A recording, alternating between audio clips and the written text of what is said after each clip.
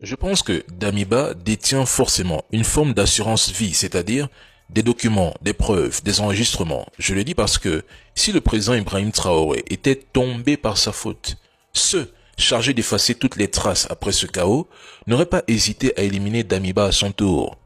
Vous savez, Damiba est un ancien président. Le président Traoré ne va pas se comporter comme Donald Trump, avec des caméras à gauche et des émissions à droite. C'est une affaire extrêmement sensible.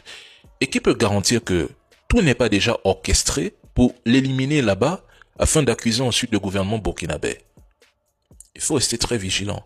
Et je reste convaincu que Damiba ne pouvait pas envisager une déstabilisation du Burkina, entouré de soutien et de complices, sans prendre la précaution de se protéger lui-même.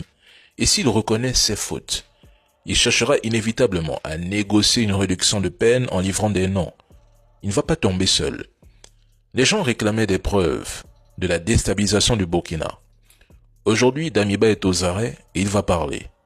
Alors pourquoi paniquer? La question n'est plus sur ce que le président Faure a fait, mais sur ce que Damiba s'apprête à dévoiler aux autorités. Restons concentrés là-dessus.